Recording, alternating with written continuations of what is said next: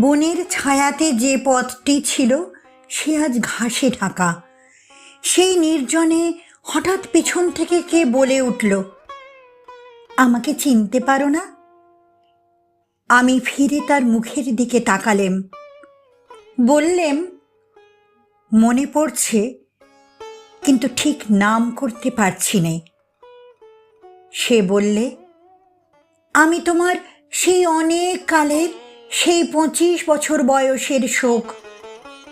তার চোখের কোণে একটু ছলছলে আভা দেখা দিলে, যেন দিঘির জলে চাঁদের রেখা। অবাক হয়ে দাঁড়িয়ে রইলেম।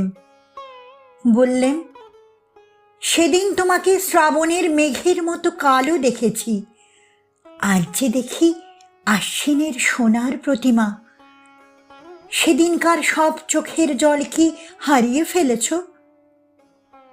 কোনো কথাটি না বলে সে একটু হাসলে। বুঝলেম, সবটুকু রয়ে গেছে ওই হাসিতে। বর্ষার মেঘ শরতে শিউলি ফুলের হাসি শিখে নিয়েছে।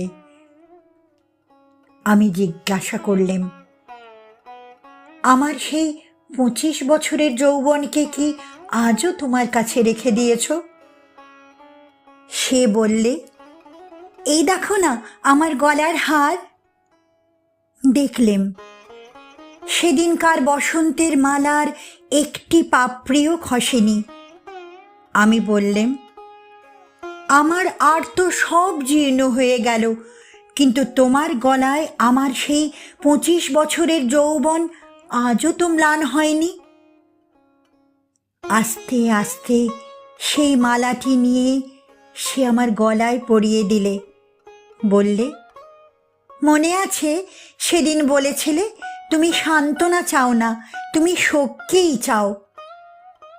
লজ্জিত হয়ে বললেম, বলেছিলেম, কিন্তু তারপরে অনেক দিন হয়ে গেল।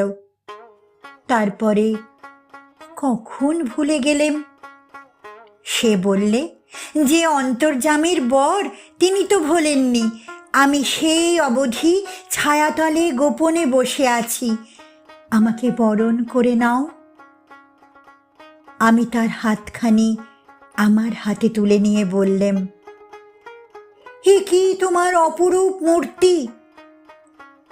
সে বললে, যা ছিল শোক আজ তাই হয়েছে শান্তি।